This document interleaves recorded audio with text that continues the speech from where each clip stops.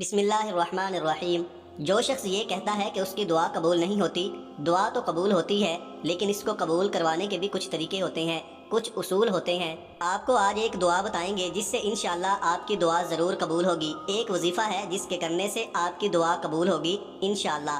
اور آپ اپنی آنکھوں سے دیکھیں گے کہ جو کہتا ہے کہ میری دعا قبول نہیں ہوتی، مجھے کوئی نوکری نہیں ملتی، انشاءاللہ جو اس طریقے سے دعا مانگے گا اس کی دعا اللہ ضرور قبول فرمائے گا۔ ہر دعا اللہ تعالیٰ کی بارگاہ میں قبول ہوتی ہے، گناہگار آدمی ہو یا بدکار سے بدکار آدمی ہے، حتیٰ کہ اللہ کو نہ ماننے والا غیر مسلم ہے، اس کی بھی دعا قبول ہوتی ہے۔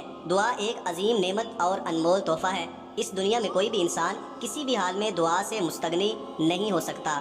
دعا اللہ کی عبادت ہے۔ دعا اللہ کے متقی بندے اور انبیاء کرام علیہم السلام کے اوصاف حمیدہ میں سے ایک ممتاز وصف ہے۔ دعا اللہ تعالیٰ کے دربار عالیہ میں سب سے باعزت تحفہ ہے۔ اللہ کے نبی صلی اللہ علیہ وسلم نے ارشاد فرمایا، لیس شیء اکرم علی اللہ عز وجل من الدعاء۔ دعا سے بڑھ کر اللہ تعالیٰ کے یہاں کوئی چیز باعزت نہیں۔ دعا اللہ تعالیٰ کے یہاں بہت پسندیدہ عمل ہے۔ دعا سے اللہ تعالیٰ کے غصہ کی آگ مدھم پڑتی ہے۔ دعا اللہ تعالیٰ کی ذات پر بھروسہ کی گائیڈ لائن ہے۔ دعا آفت اور مصیبت کی روک تھام کا مضبوط وسیلہ ہے۔ بلا شبہ دعا اپنی اثر انگیزی اور تاثیر کے لحاظ سے مومن کا ہتھیار ہے۔ اللہ کے نبی صلی اللہ علیہ وسلم نے ارشاد فرمایا، الدعاء سلاح المؤمن وعماد الدین ونور السماوات والارض۔ دعا مومن کا ہتھیار، دین کا ستون اور آسمان و زمین کی روشنی ہے۔ اللہ نے اپنے بندوں کو دعا کی تاکید کی ہے، اس کی قبولیت کا وعدہ کیا ہے۔ اللہ تعالیٰ نے قرآن مجید میں صاف صاف اعلان کیا ہے، وَإِذَا سَأَلَكَ عِبَادِي عَنِّي فَإِنِّي قَرِيبٌ أُجِيبُ دَعْوَةَ الدَّاعِ إِذَا دَعَانِ۔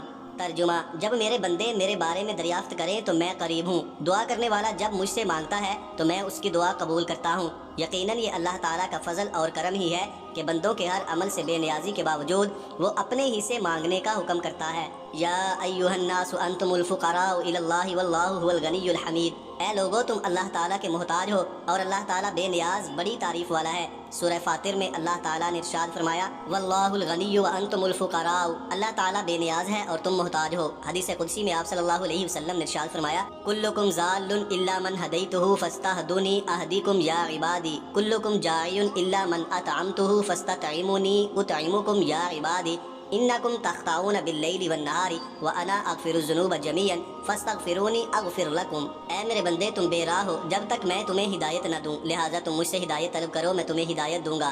ایک صحابی آئے، یا رسول اللہ صلی اللہ علیہ وسلم، میرا ایک پڑوسی ہے، اس کی کھجور ٹیڑھی ہو کر میرے گھر میں چند اس کی شاخیں ہیں، اس پر جب پھل لگتا ہے اور ٹوٹ کر گرتا ہے تو میرے بچے اٹھا لیتے ہیں۔ ہم غریب ہیں تو وہ بھاگتا ہوا آتا ہے اور آ کر میرے بچوں کے منہ سے کھجور کو نکال لیتا ہے۔ یا رسول اللہ صلی اللہ علیہ وسلم، آپ اس کو کہیں کہ میرے چھوٹے چھوٹے بچوں پر اتنی زیادتی نہ کرے۔ آپ صلی اللہ علیہ وسلم نے اسے بلایا، وہ منافق تھا۔ آپ صلی اللہ علیہ وسلم نے فرمایا، بھائی ایک سودا کرتے ہو؟ اس نے پوچھا کہ کون سا سودا؟ آپ صلی اللہ علیہ وسلم نے ارشاد فرمایا، یہ کھجور کا درخت مجھے دے دو اور اس کے بدلے میں تمہیں جنت میں کھجور کا درخت لے کر دوں گا۔ وہ کہنے لگا، یا رسول اللہ صلی اللہ علیہ وسلم، یہ اصل میں میرے بچوں کو بہت پسند ہے، اگر کوئی اور کھجور ہوتی تو میں دے دیتا، تو یہ میری معذرت ہے۔ یا رسول اللہ صلی اللہ علیہ وسلم، یہ کہہ کر وہ چلا گیا۔ ایک صحابی وہاں بیٹھے تھے، ان کا نام ابو دعدہ تھا۔ وہ کہنے لگے، یا رسول اللہ صلی اللہ علیہ وسلم، اگر میں وہ کھجور کا درخت لے دوں تو مجھے جنت میں کھجور کا درخت لے دیں گے؟ آپ صلی اللہ علیہ وسلم نے فرمایا کہ ہاں، تم مجھے لے دے، اس کے بدلے میں تمہیں جنت میں کھجور کا درخت لے دوں گا۔ وہ صحابی اٹھ کر اس منافق کے پیچھے چلے گئے اور بلایا کہ اے بھائی بات سنو، کھجور کا درخت کتنے کا بیچو گے؟ اس نے کہا کہ میں نے اللہ کے نبی صلی اللہ علیہ وسلم کو نہیں دیا، تمہیں کیسے دے دوں؟ انہوں نے کہا، اچھا بھائی منہ سے بول، کتنے پیسے لوگے؟ تو اس نے جان چھڑانے کے لیے کہا کہ اپنا سارا باغ مجھے دے دے اور یہ ایک کھجور کا درخت لے لے، اور باغ میں 600 کھجور کے درخت ہیں اور یہ کھجور کا درخت کسی اور کو دینا ہے۔ صحابی کہنے لگے کہ پکے ہو تو سودے سے پھرو گے تو نہیں؟ اس نے کہا کہ میں پاگل ہوں کہ میں مکر جاؤں گا، مجھے 600 کھجور کے درخت مل رہے ہیں۔ انہوں نے کہا کہ مجھے منظور ہے، کھجور کا درخت میرا اور سارا باغ تیرا۔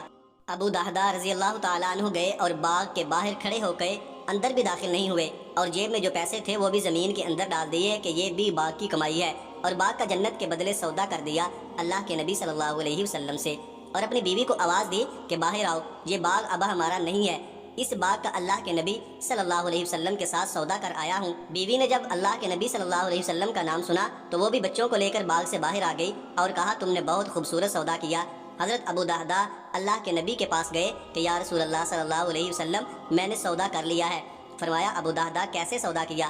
کہا یا رسول اللہ صلی اللہ علیہ وسلم سارا باغ دے دیا اور وہ کھجور کا درخت لے لیا۔